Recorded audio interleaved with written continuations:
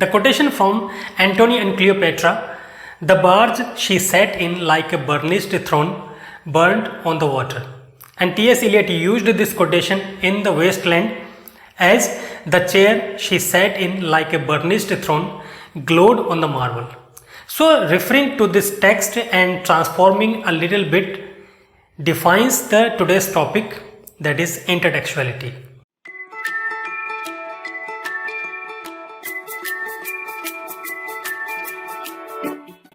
Hello everyone, welcome back. My name is J.D. Sharma and you are watching ENGLIT, and today's topic will be intertextuality.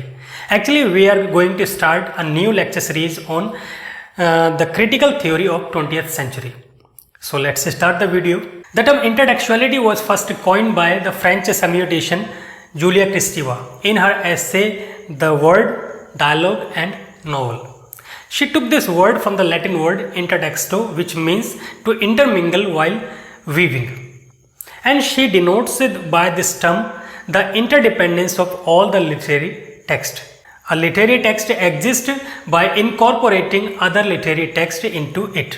She refutes the assumption that writer's influence is the only source in the creation of literary text. Any literary text is not a creation of a single author. Rather, it has a relationship to other literary text and the entire system of language. To use her own words, she says, a text is constructed of a mosaic of quotations. Any text is absorption and transformation of another, which means a complete nexus of quotations or a web of quotation works while in the creation of any literary text. The writer refers to many quotations, many things, many themes, characters, even the titles of the plays or novels or essays, something like that, and then it creates a literary text. So he is not a sole source of inspiration or influence on the creation of any text, which gives rise to the notion that a literary text is not a self-sufficient identity or entity. She further says that a literary text takes shape in the presence of the other literary text, and these texts are called palimpsests. So palimpsests are the literary text that the writer may refer to for any kind of incident, or for the title itself, or for some characters themselves. So these literary texts work as a model for the upcoming writer. This means that a literary text does not exist in isolation. Intertextuality denotes a transposition of one or several sign systems into another or others. She has taken this term transposition from Sigmund Freud, which says that meanings in one kind of discourse are overlaid with the meanings from another kind of discourse. All she wants to say that meaning is not directly transferred from the writer to the reader. Actually, it is mediated through the codes that are imparted by the other text. So she wishes to say that a literary text takes place or is created in the presence of other literary text. We cannot imagine the existence of any literary text without the inference or the incorporation of other literary text into it. Now let us understand how intertextuality takes place or functions in a literary text or in the creation of literary text. We can take three devices, that are allusion, or that is indirect reference, or pastiche or parody. In allusion, as we have seen, that the writer refers to indirectly, refers to many things, many incidents, even the themes or the title or the character or the concept of the foregoing literary text.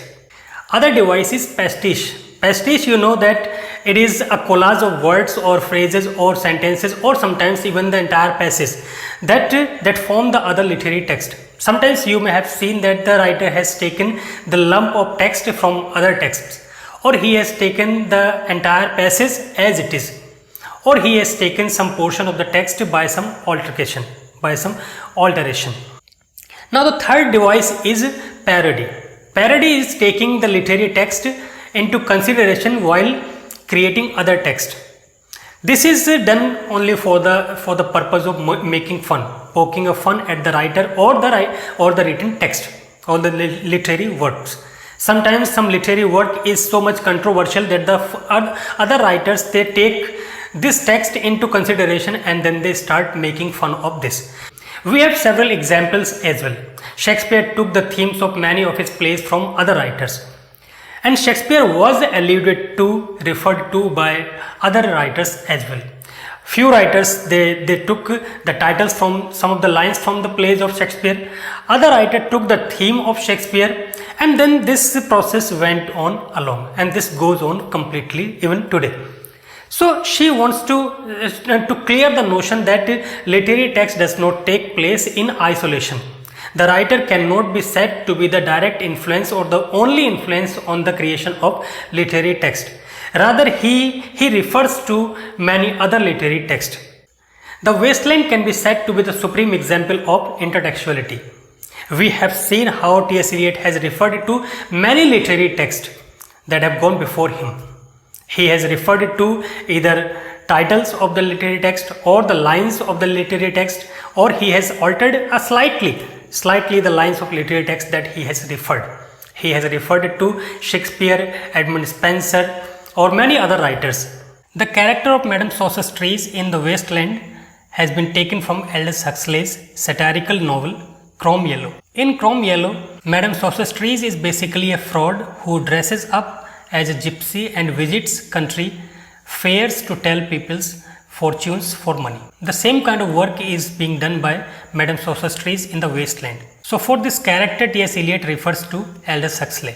He refers to Inferno in these lines in order to give a sense of hellish purgatorial existence of modern life. T.S. Eliot also alludes to play White Devil by John Webster in this line, The Burial of the Dead. And he has referred to William Shakespeare in The Tempest as in this line, those are pearls that were his eyes. Even in the very first line, he refers to the prologue to the Canterbury Tales when he says April is the cruelest month, breeding lilacs out of the dead. So this is the direct reference to the first lines of the prologue, but with some altercation. When the April with his shores suit, the drought of March hath burst to the root. And like these examples throughout the poem The Wasteland, T.S. Eliot has referred to many writers. We can take other example of intertextuality in Rosencrantz and Guildenstern Are Dead by Tom Stoppard.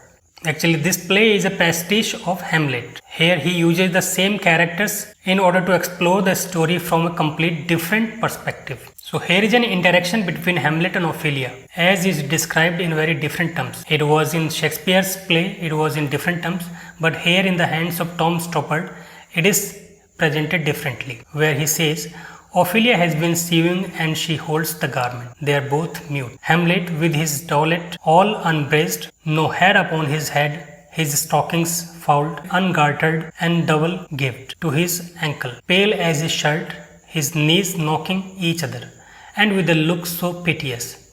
He takes her by the wrist and holds her hard, then he goes to the length of his arm and with his other hand over his brow falls to such pursual of her face as she would draw it. We can take another example. James Joyce's Ulysses is a retelling of Homer's Odyssey, but he has transplanted this Ulysses out of ancient Greece into the modern day Dublin. Many chapters in Joyce's novel, they correspond to the adventures of Odysseus in Homer's epic poem. So it can be an example of parody. By this, Joyce wants to show that ordinary people can experience something heroic in their everyday life. We can take another example as well. Wild Sargasso Sea by Jean Rice.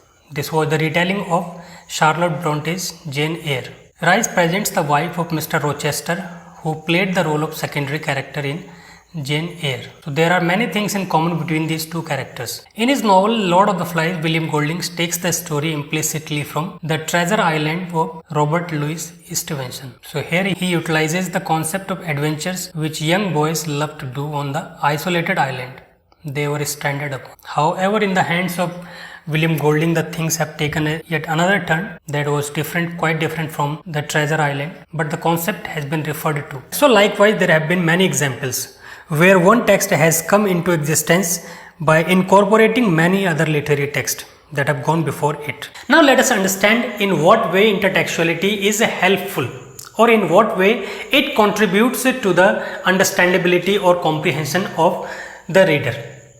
Reader, while reading some kind of novel or literary text, feels familiar with the author. He shares the same kind of knowledge with the author. He feels that the work the writer has referred to he is also familiar with. So there is a kind of communication between a reader and a writer. In the process of reading, the reader reflects on the things that he is familiar with. It gives this intertextuality gives the relevance to the process of reading and writing. So that is all for now. Hopefully this video has added something to your present knowledge of literary criticism.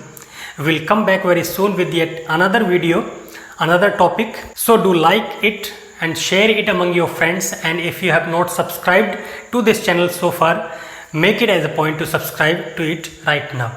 Till then, stay tuned, keep learning, stay motivated. Thanks for watching.